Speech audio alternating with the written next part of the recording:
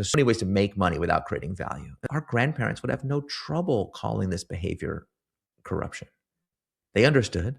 Our great-grandparents would have considered many of these ways of making money crimes. If you realize how recent the change is, I think that should give you hope for the change in a new direction.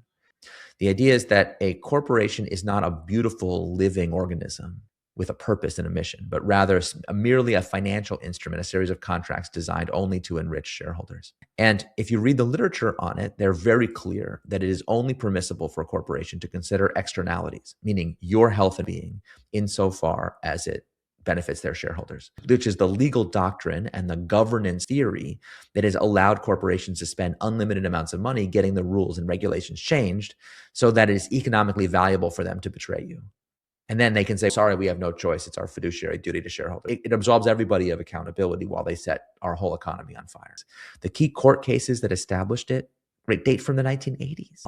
That is not a law. Well, if you read the legal scholarship on it, they tie themselves into pretzels trying to justify this. They say stuff, in the end, shareholder primacy is a legal duty, not a legal obligation. Oh, good. That clears it up. Thanks, buddy. Yeah. Okay, a normative consensus means not a 100% universal agreement about what companies really do. That would be a descriptive consensus. No, a normative consensus means that everybody who matters has decided that this is what companies ought to do. They ought to behave in this sociopathic way. The most important question anybody needs to ask themselves is, are you part of this normative consensus? You don't need to go write a blog post. You don't need to set yourself on fire outside the Supreme Court. You don't have to, you can do those things if you want. But for this one in particular, there's only one thing you need to do. And the challenge I give to everybody now is tomorrow. Don't wait till next year, next week, next month, tomorrow. Can you, to a friend, don't have to do it at a board meeting, don't have to do it at work, but can you tell one other person on this earth, hey, by the way, just bring it up. I am not part of the normative consensus of shareholder primacy. And oh, good. Now there's two of us. It doesn't take that many people because remember, a normative consensus requires universal agreement.